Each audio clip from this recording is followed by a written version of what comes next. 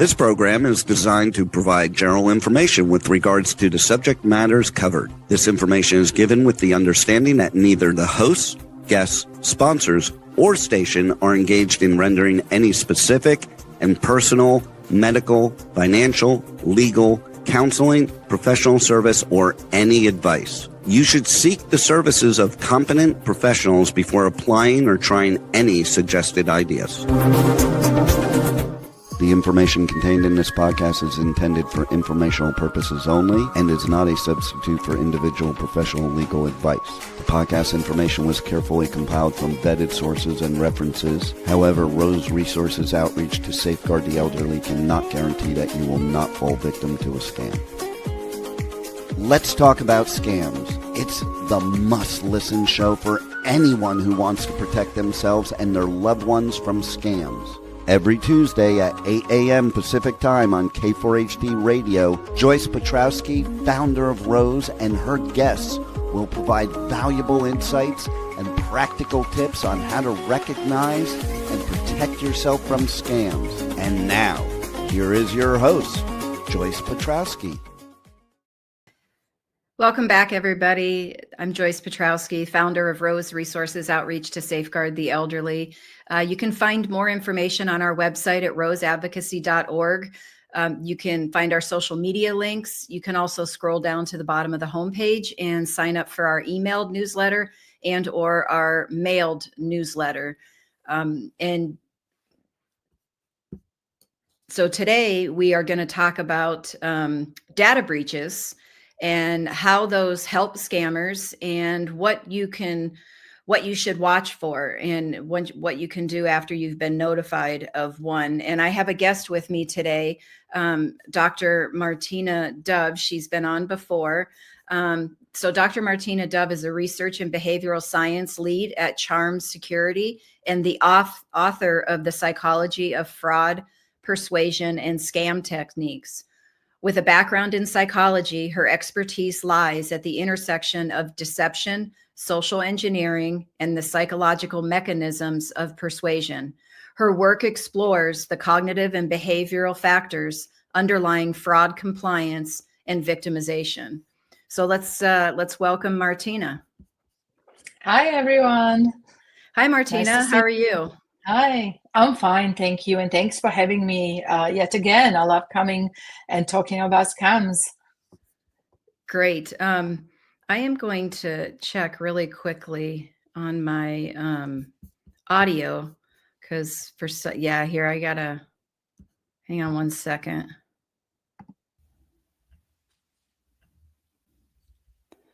That might be better. I was having a hard time here. Okay.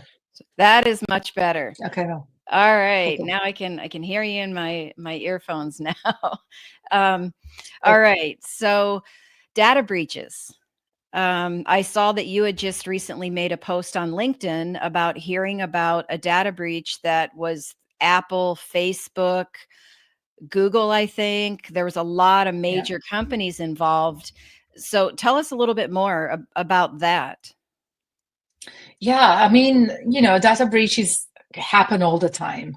Right. I think this is just now like a fact of life. I don't know that there's a company out there that hasn't been breached at some point. True. Right. And they are very, very important because they do allow scammers to not only with the stolen details, which get harvested and used, but they give scammers a novelty factor to kind of approach you with, if that makes sense.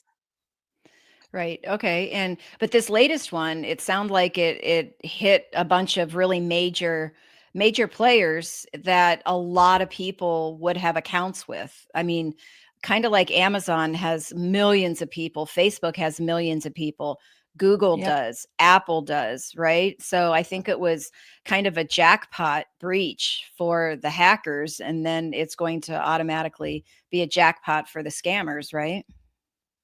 Yeah, it's really unfortunate. Like you said, there are tons and tons of people that have Apple iPhones that have Apple accounts, that have Facebook accounts, and we all use different things. Like I use my Google, account for email. I use Facebook to, that Google email to get into Facebook. I use, so it's all connected. And I must say, I spent a good couple of hours changing password across like most of the things that I have, just in case, because if somebody gets access to your email, they can then maybe get access to your Facebook and so on and so forth, and use the pieces of those information to actually persuade you to give them more.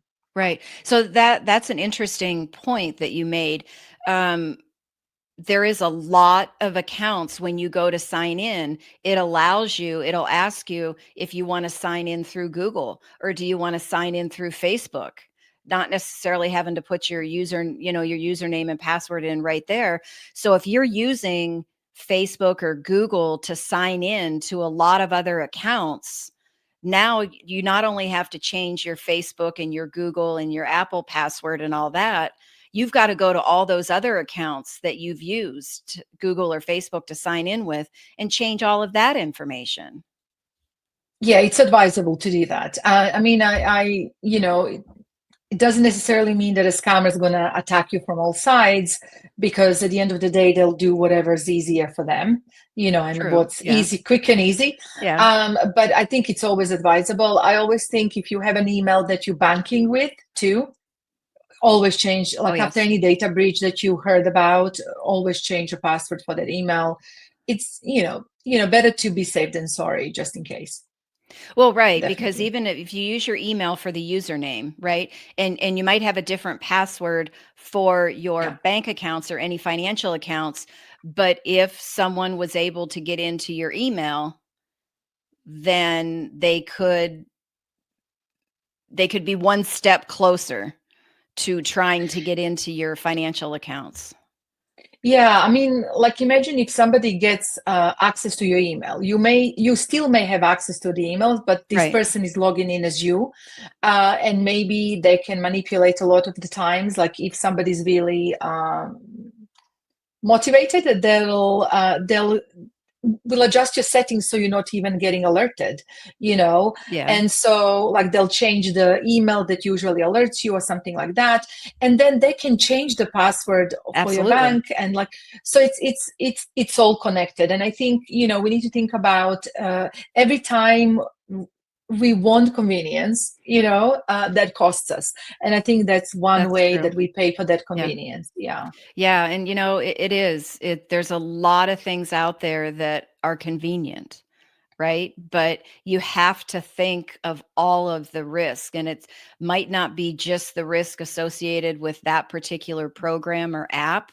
It could be because things are so connected, and if you're using your email, right, to log in, or you're using the same password, it's all connected. Because if one's breached, they're not just going to use it on just one account. They're going to put it in their software and find all these other accounts that you've reused logins on, because they know. And it's interesting. I read these articles that these tech companies put out every year about password statistics. And the one that I just read said, and it was at least half, maybe if not more, people are still using the word password for their password, or 1, 2, 3, 4, 5, 6. And sometimes they just choose that. Other times that might be the default password that a company has. And when they sign up for it, they're not automatically then directed to change their password. I don't know. I think that's something that companies really need to do, right? If you're going to have a default password like that, then it should be when someone logs in for the first time, they should automatically be redirected to change their password. Yeah, and I think the organizations are getting better at that, and like they are asking you to choose a strong password.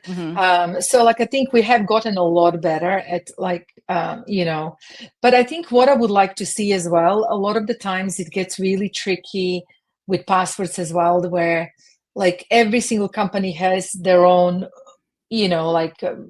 format of how they want the password.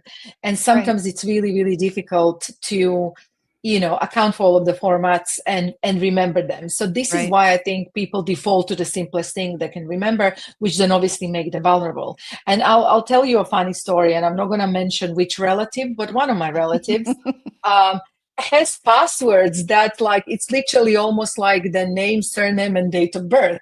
And like, I'm constantly telling them, don't do that, Right. for obvious reasons. But yeah, it's like I'm having to sort of tell people, like, don't, and then people just, unless you have been breached, unless your details were stolen, you have this sense of like, oh, it won't happen to me. Like, why would somebody, I hear that a lot, who would want my stuff? Like, who would want to get into my Facebook? Well, it's not about you. But for example, like I posted something on LinkedIn when this breach happened, and I posted on my Facebook saying to people like, hey, expect your friends texting you and saying they need money. Right. And that's exactly what happened immediately. One of my friends said, I just got a WhatsApp message from a friend asking to lend her, like $1,400. And, she luckily said, can you call me back? And then obviously was suspicious and saw my message. But a lot of the times when people breach your Facebook, it doesn't harm you in so many ways, but it harms your friends, because then the scammer will be posting on your behalf to your friends asking for money. So I think that's something that I think people need to understand. Even if your Facebook you don't have anything to steal on a Facebook, think about how you getting a message from, let's say, your cousin on Facebook that they're in trouble, they've been kidnapped, they've been harmed, and they need money, would feel. And I think that's kind of like, I think people don't really think further than just like, well, I don't have anything. I hear that so many times, I don't have anything to steal, like, I don't care, Right. But I think, yeah, it's like what you said, we all connect, it's all connected, It's right? all connected. Think about it as right, because it's convenient to have everything connected, right? And we like convenience. It makes it more simpler to do what we want to do online and not have to worry about navigating through a password manager, right? If that's not working appropriately, or however you store your passwords. But so it's interesting. There's a gentleman here in town that I work with. He sponsors our program to take our program out to some different communities. And I was just doing a presentation with him yesterday, and he told, it was for his clients, and he told his clients about how he got a call from one of his friends who lives in another state. It's a state where this gentleman grew up in, and his friends saw that his sister was advertising this vehicle for sale. The price made it seem like it was a fire sale type thing. Like, I have to get rid of it. It's a low price because I need the money, whatever. And he was really interested in it.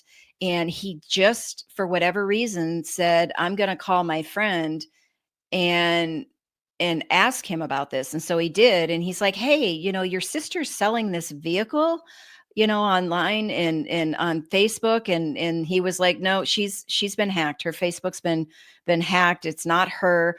But he said he got that call from a couple different friends. They were ready to send the money, right? And it would have been thousands of dollars, but something made them call him to say, hey, your sister's selling this. It's a really cheap price. What's going on?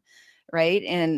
And so it doesn't necessarily affect his sister, but guess what? Her friends are going to get affected because they can lose through no fault of hers, right? No fault of hers, but it can affect your friends. That it they can definitely easily affect your expand. friends. Yeah. And I think like one thing that I always advocate in terms of the data breaches, right? Like it's not just the data that gets stolen. Like I, always say this, scammers really love any novel situation.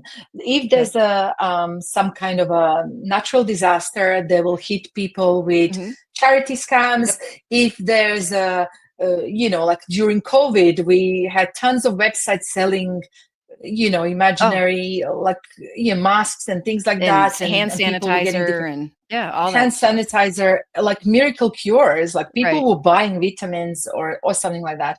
And one of the things that like happens during, like, after a breach, it gives scammers that ability to call you and pretend it's a bank, warning you about the breach, and to transfer the money to some other account for safekeeping or something like that. So it gives them a narrative they can manipulate.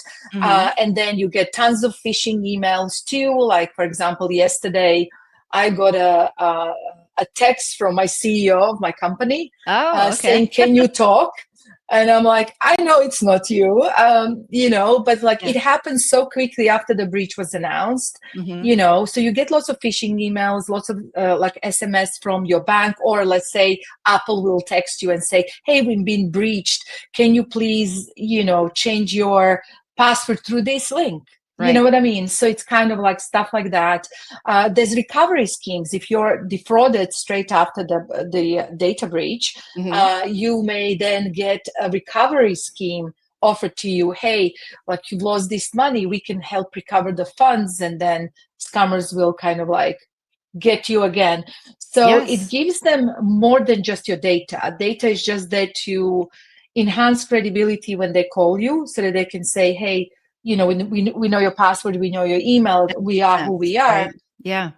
But it also gives them this narrative that they can exploit too. Right. Yeah. And I talked to a lady here that she got that very call a couple years ago, pretending to be from the bank, that there was fraud. It dealt with fraud versus a data breach, but there's fraud on your account, and they convinced her to verify everything, and then said, we need to move the money out of your account into another account for safekeeping until we can get rid of this fraud. And she wanted to go to the bank, and they convinced her that no, because we feel it's one of the employees at the bank that's committing this fraud. And they sound so legitimate, and they say pretty similar to what a bank would say if that really was happening, to make it so believable, like you said, right? And they very well, it might have all started from a data breach where they got her information, but then they used it as there's fraud going on with your account and all that. She ended up losing 75% of her life savings. Yep. I mean, no, definitely. I had a similar case. I spoke to a victim in the UK, and this is another thing that, like, it's nothing to do with the data breaches or anything like that, but it's like to do with like a public information. So, for example, this person has just recently sold the house and had a lot of money in the account, and these are public records. People can find out who sold. So scammers will use things like that to then target the individual. They can purchase your details from somebody else, link the data. There are data brokers that link data, so you have name, they'll link it to this, to the address, to IP address, to your computer, there are legitimate data brokers that do that for purposes of targeting from legitimate companies. For advertising and marketing. Exactly. And so like she got called by somebody pretending to be from the the financial authority that is like a very I think it's called the Financial Conduct Authority in the UK. It's an authority like body that governs all of the banks and anything financial. Right. So kind of like FINRA and stuff like that. That's in Washington, kind of like D.C. That. Yeah. And then talking to her for about a month and a half, every single day, updates like what's happening with her account, that they suspect insider fraud. She was speaking not to one, but to two people. So now another person is supporting what the first one is saying, so you believe it more. And then suddenly there's an incident, right? Like, the person is going to do it tonight. You have to move the money. And basically, they coached her what to say when she goes to the bank. Absolutely. But she believed that everybody at the bank could be a suspect because they still didn't find out who it is. So, it's like I think a lot of the times bank may be surprised when they try to intervene and they don't understand why a person just doesn't take the word. Right. But like you have to understand the amount of manipulation that goes in before, that it carefully goes in before, because if somebody called you and just told you one thing on a first phone call, you would go like, who are you? Right. If somebody called you and said, hey Joyce, like please transfer this money because like there's insider fraud in the bank, you would go, Right. who are you? Exactly. Right? But No, if I'm not somebody transferring keeps money. Right. exactly, but if somebody keeps calling you for a whole month daily, two different people updating you on what's going on with the investigation, you Hmm. start to believe it. Yeah. It's very difficult to Right. intervene, and then of course banks often will just intervene in a very literal way instead of actually prodding what's happening. And then it ends up just like not being very successful, because by that time the victim is groomed, and it can be Right. devastating, like you said.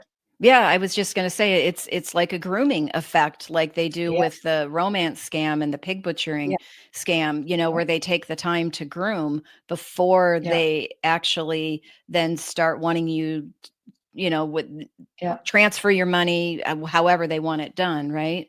So yeah. you had mentioned like the text message that someone had said they received from a friend asking for money after this data breach. Are there other Yeah. things that you see, specific scams or, like phishing emails or anything like that that have a tendency to happen right after these breaches?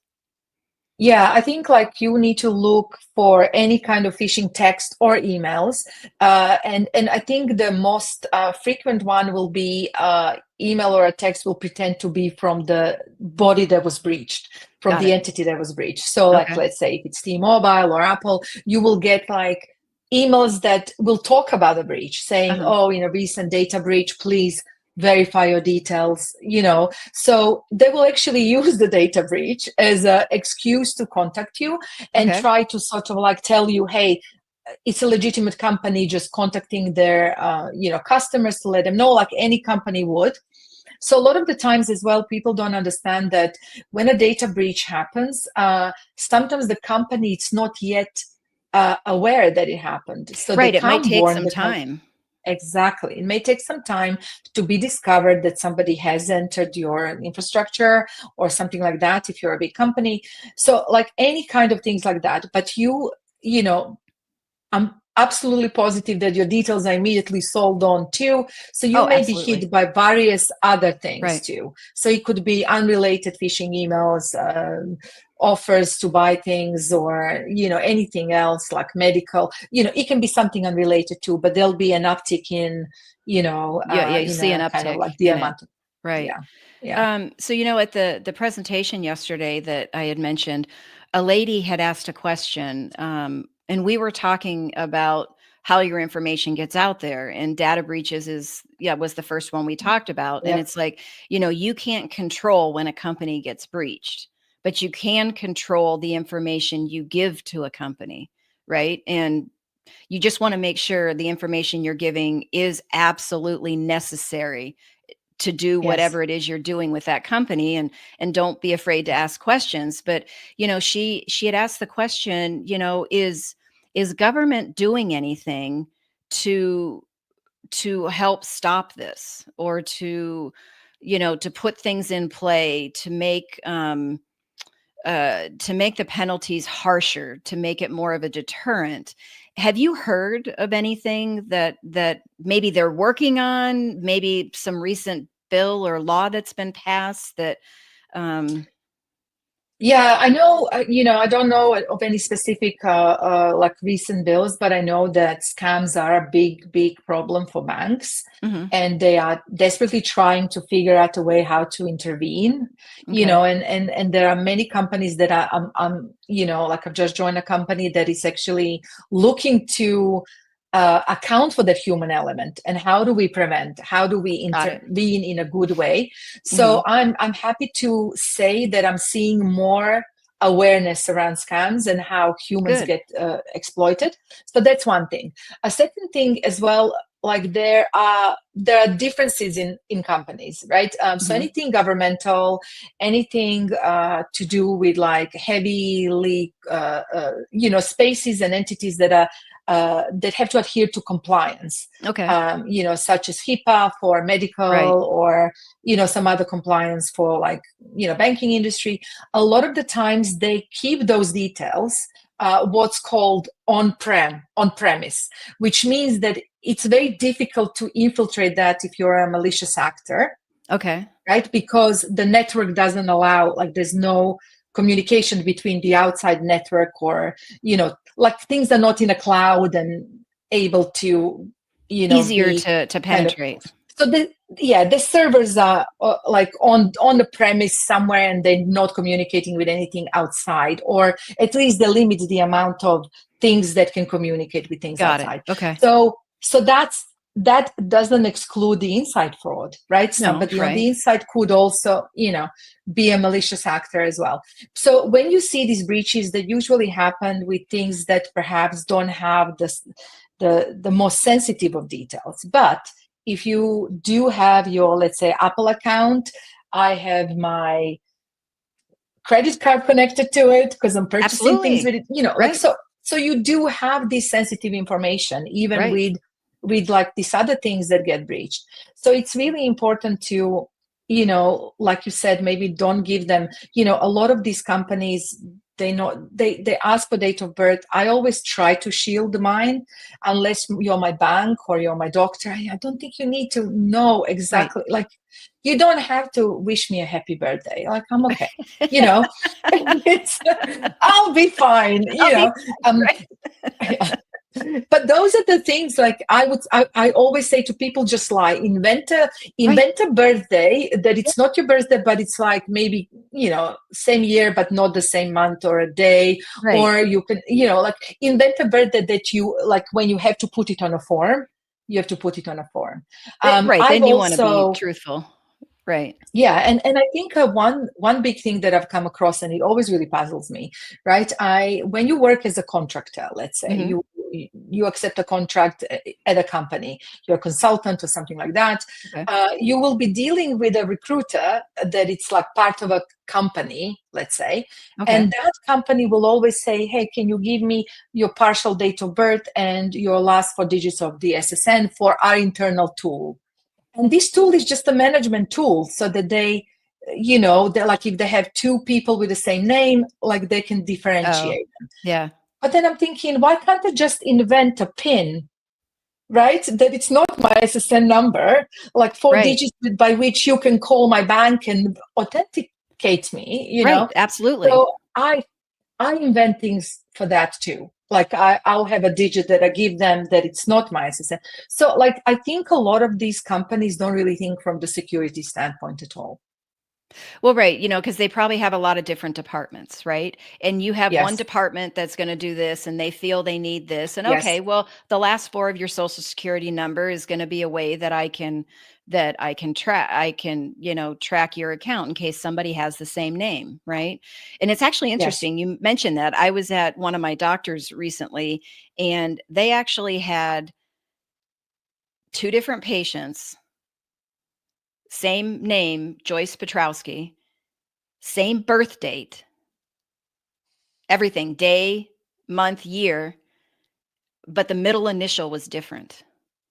And I was sitting there thinking, wow, is this accurate, or is this maybe somebody trying to impersonate me, right? And it was interesting because they were telling me about the results of some lab work, and I'm like, that test does not even sound familiar. When was that lab work done? And he told me the date, and I'm like, you have someone else's information in my account because I wasn't even in the country on that date to go have labs done, right? And so that's how I found out about it. Wow. So somebody used your medical insurance? I don't know. I don't know. Wow. That was, on them to figure out. I think what happened was someone in the office saw the name and the birth date and ended up putting it in my account instead of the other person's account, not realizing they were that close, right? That's what I think. But how easy would it be for someone, to do that? It could, but so you're right. I totally agree. Like the IRS, they very well could use the last 4 digits of your social security number because they have everybody's, right, from filing taxes. Yeah. But they came up with this identity theft PIN, identity protection PIN. Yes. Right? The 6 digits, they give you a new one every year. And so they've gotten on board with that. And Exactly. I mean, like you can just as easily in a job tool, like I can invent a pin. So it'll be almost the same, like the same as my SSN number, Yeah, right? Like in that it's unique to me, and it's very exactly. unlikely somebody's going to have somebody with the same name, date of birth, or whatever, like is going to Right, have exactly the same thing. right. But like one thing that really, like it's funny you mentioned your, like this mishap with the Right. like lab Yeah. results. One of the things that I'm always really cautious about and always upsets me a little bit when you're queuing, let's say, at a hospital or a Hmm. doctor's office or something, there's people behind you. I can hear what the person is telling the receptionist. Oh, right. They'll always say to you, "Hey, tell me your, Kaiser number or whatever, Right. and date of birth." And I'm like, I'm telling you all, like I'm telling you, and then I'm having to like confirm my name, and somebody behind me hears Can that. hear it all. I know. And like, I was kind of thinking if you want to just hang out, you can just like really take down these details and then Exactly. sell it. And it's, so I always take out my card and give it to them, Hmm. and I'll say, I would prefer if you just take the information from here. And if you want to confirm something that's not on a card, then like, I'll confirm my, like, I don't know, Just like show it to me. physical address. Show it to me, and I'll Exactly. say yes or Yeah. no. Yeah. But I shouldn't be shouting my date of birth and my like the number like for everybody. Like those, people don't realize how much scammers, even if they just hang around and they see that and take that Yep. down, somebody can misuse it. It may not even be an organized criminal, but like, I could be hit by, okay, she was like in the radiology, I could be hit by a scam that Hmm. afternoon. That'll Right. look realistic because they'll quote that Because you were number. there, right? Yeah, I was It's there. not Yeah, just exactly. it's Yeah, not just perfect timing on their part. They knew you were there, and so then they can target yeah, you with a specific scam. Yeah, I mean, it's just crazy. I think you almost have to try to think like a yeah. scammer, right? And I just think that, you know what, I wouldn't put anything past them, right? So No, for them yeah. to be hanging out for an hour or so and not being, seen that they're hanging out in an office to hear, I wouldn't put it past them. I just I wouldn't. mean, like it's probably not realistic, but No, like because it's so easy to steal that information, but it's at the probably same already out. time, I'm kind of, yeah, it's already out there. But then I'm thinking, if I was a smart scammer, right, and I wanted to make sure that I'm very realistic, I would do that. Knowing what I know about scammers and stuff, because Yeah, the more you know of contextual information about somebody, the more realistic the call will sound, and the quicker you're going to get to what you need with that right. victim. The quicker you're Yeah. going to make it more believable that they're going to Yes. think you're authentic and you are who you say you are. Yes. Absolutely. Right. It's now you Yeah. mentioned something earlier that you were starting to see a lot more people seem to be more aware of the scams. I think that's fantastic because I think the first step in protecting yourself is one, realizing that you are a target and you very well could. I don't care how smart you are. I don't care how Yeah. savvy you are. I don't care how less amount of money, more amount of money you have. Everyone's a target and everyone needs to realize that they are and that they could become a victim. And then it gets into you need to be aware and educated, right? And so I'm so happy to Yes. hear that you're seeing that people are more Yeah. aware. I'm seeing, like, I think what's exciting that's happening is that the organizations such as banks are Mhm. realizing that, scams are becoming a huge problem, right? Absolutely. And so, like, there's like, whereas even just a decade ago or less than a decade ago, personal fraud was just kind of like dismissed by the fraud professionals. It was like, well, that's you're responsible for, sending this Right. money. Whereas now I think I feel like there's more empathy coming from the fraud professionals, and Yes. there's more interest in understanding of the manipulation that goes into it. It's Mhm. no longer, I think we're changing the slight shift, in how the society is viewing, you know, scam victimization. And I'm really Absolutely. pleased about that. Yeah, That's I'm really that's pleased great. about that. Yeah, I know one of our other advisory board members did a video on that recently. She had happened to see a post. Somebody made an anonymous post on the Nextdoor app about being a victim, and they kind of went through the things.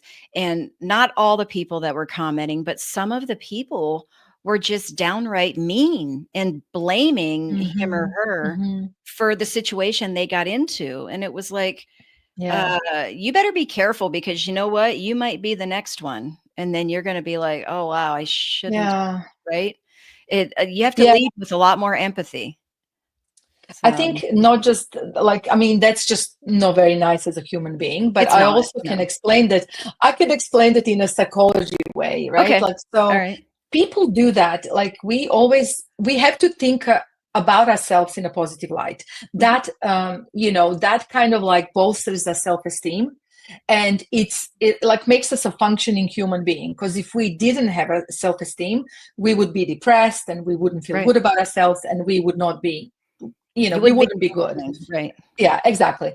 So people tend to have this belief that it wouldn't happen to them because they Mhm. want to control, like they want to feel like they have the control. It's an illusion of control. It's a cognitive bias, right? People want to believe that they could control situations that are random, right? So like you see Okay. that not just with the fraud victimization, but also with victims of sexual crimes. Like she was out at 10 p.m. She deserved it. She was wearing this. That. Like we try to rationalize it. And the reason why we rationalize it, it's maybe not that we want to be mean to that victim, but it's almost a fear in us and we're controlling for that fear. Like if I'm not out at 10 p.m., if I'm not wearing that, then Oh, it wouldn't happen to exactly. me. Yeah. Do you Then see what I you're mean? rationalizing why that couldn't happen to you. Yes, Got it. exactly. So Okay. I think a lot of the times people turn on fraud victims because they want to believe it wouldn't happen to them. But I've actually found that people who hold that belief, right? People who have a strong belief that scams only happen to gullible people and stuff like that are actually more vulnerable because it makes Right. them less careful. You know, Exactly. I It yeah, Yeah, it exactly. lets their guard down, right? And Yeah. speaking of that, I've seen some online. I've just come across some different people, whether they're in the education unit, like maybe a college professor in their class is doing um a a program or project. That's what I want to say. They're doing a project, or something like that. And they come up with like a checklist, like how vulnerable are you, or Mm-hmm. how much at risk are you to be defrauded or scammed? And it's like on the surface, I don't like those. And the reason is, I mean, Mm-hmm. some of the questions in there might be really good questions, and they might make you think about, well, yeah, I need to fix my email because I am at risk. So it's an, for that. But on the surface, I don't want people, if they take it and get a really low score, so they have a low risk, I don't want them to let their guard down, Mm-hmm. because the minute they let their Mm-hmm. guard down and think, oh, I have a low risk, it's very rare chance it's going to happen to me. That's when it's going to happen.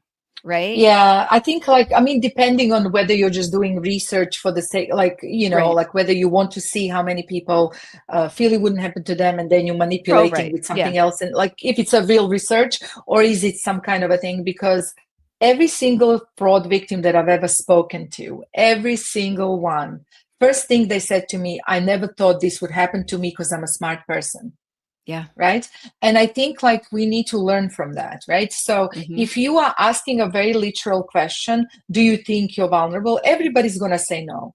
And it's only when they scammed that they realize their own vulnerability. Yeah. And some don't even realize then. I've spoken to some victims who say, hey, I accept that's part of life. And, I'm not going to change anything about me. I still want to believe the rest in people. So like a lot of the time it's individual, but a lot of people only start paying attention to scam advice or fraud advice or education when they are scammed, because I think it's one of those things in our lives we like to feel, because I think it's that social stigma that connects being a victim of a scam with being stupid or gullible or Yeah. something like that, And right? that we need to Which change isn't the that, case. right? I mean, Yeah. and I'm trying in these presentations, right? I mean, it's like I try to Yeah. reinforce scams have nothing to do with intelligence, Because if they No. did, yes, they have something to do with money, but if it was really based on intelligence, they would somehow be tricking you into taking an IQ test to see how you scored. And they're only going to go after the ones that score low, right? Yeah, that's a good Everybody's a point. target, right? Everybody. So, Well, I will tell you something quite interesting about that okay. too, right? There Okay. is actually a research out there that Okay. hypothesizes that, in the olden days, I'm talking about like a decade ago or more, right? Like there would still be emails that were like, hey, I'm a Nigerian prince. I'm Oh, like yeah. wanting Yeah. to, so there were a lot of like bank officials from Nigeria. There was even like, I think there was an email circulating like a Nigerian astronaut lost in space or something like that, right? Oh, So they okay. were like, they were incredibly stupid, incredibly just like non-believable emails. But the sad thing is, right, like there's a hypothesis, and it was like a research done by Microsoft, that like sometimes scammers send such obvious scams to identify the most vulnerable victims. So they are going after people who maybe have early onset on dementia or some other cognitive Okay. disabilities, Okay. or they really don't know, they're not internet savvy, so they've never come across anything like that. Got Or, it. they're catching, so they're specifically identifying people who will then be hit with other scams. You know what I mean? That are really more vulnerable for reasons beyond their Yeah. control. So I think Right. that's the equivalent of an IQ test you mentioned, right? Yeah. That is like, there is definitely, and that's something that I always try to talk about when I go to talk to elderly people or people that are, in the later stages of their life. I don't like the word elderly, because Right. you can be in the later stages of your life and still be quite young in the mind and the heart, and like Exactly. but Yeah. one of the things that, like, why they're so viciously targeted is because they're at the stage of the life where they are financially stable, they paid off their mortgages, they Right. have pensions, they are very lucrative. So just by the sheer volume of scams sent to people of their demographic will mean that statistically one will pay off. That makes total sense. And you can buy list of people, you can tailor it down based on demographics, a bunch of different demographics and things. And so they can buy lists of people that are specifically 60 and above, or they could do 80 and above, or 90 and above, thinking that maybe they'll be more vulnerable because things are going on beyond their control, right? With their mind or their whatever. Yeah, no, that's definitely, and I think this is my hypothesis. I don't have any solid evidence, but for example, when you think about sextortion emails, just even a few years ago, they were being sent via email to grown-ups, grown-ups saying like, you've been caught, like visiting website you shouldn't, your family is going to be notified, your people at work are going to be notified. So now sextortion is aimed at teenagers. And then I was thinking to myself, like, and it's really harmful, but I was thinking to myself, if somebody targeted me as a teenager, I wouldn't have any money to give them. So like, why is it that teenagers are targeted? Probably because like teenagers nowadays get more money, they have more gadgets they can leverage, like they have more pocket money maybe that they Or can they have spend, access. They have access to or some they have money. access to Right. this thing. Exactly. Yeah. Yeah. Because like, if somebody hit me when I was 16, like I don't know what I would give them, my Walkman or something. I don't know. Yeah. Yeah. Well, You true, couldn't get right? a I lot mean, out of me. and plus, they say that your brain is not fully developed until you're what? It was Exactly. 25. Now they're saying 28 or something like that. So yeah, there's a lot of things, but we've only got a couple minutes left, and I want to get to this article that you wrote.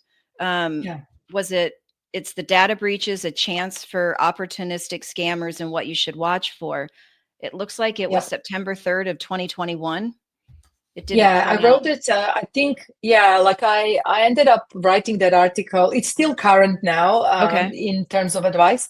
I think it was a data breach by T-Mobile at that time. And that after that data breach, I've seen tons and tons of like people texting me, for pig butchering scams and stuff like that.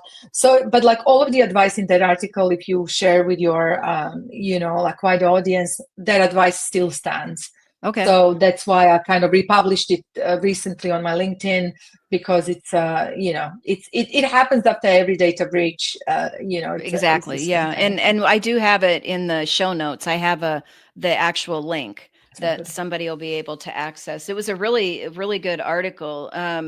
Beware of social media campaigns and websites pretending to be fraud recovery services.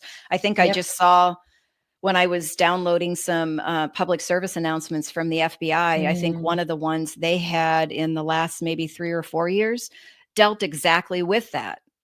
Fraudulent companies trying to entice you that they can get your money back.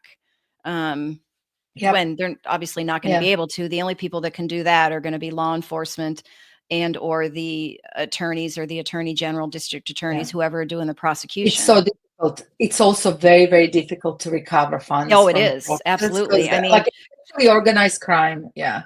Yeah. It's there was a couple here in Arizona that were arrested, I think maybe 2 years ago, 3 years ago, and they went through all of their, hearings and all that stuff. And it was for, I think, Medicare fraud and stuff like that.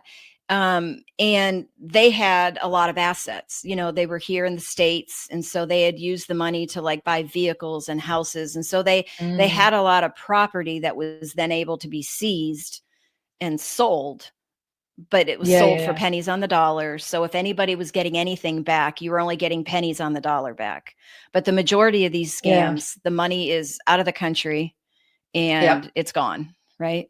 Yeah, I would say like a couple doing that's a small time crook, like organized crime, like pig butchering scams that originate in Vietnam, like the money's gone. And like, and the cross-border element makes it very difficult to recover anything. Well, it does, because you're adding a whole nother layer into the investigation. You have to work with that local law enforcement. And sometimes they're very happy to work with our law enforcement. Other times they're not as excited. They have bigger fish to fry, per se, right? Exactly.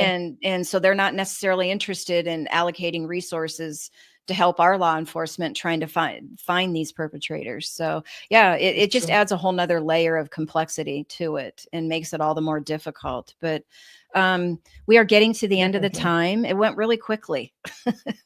I know, it always does. It's always fun. Yeah. Talking. So thank you so much for coming back on. I really appreciate it. And I want to have you back on a regular basis. You has your new book come out? I know you said you were working on updating it.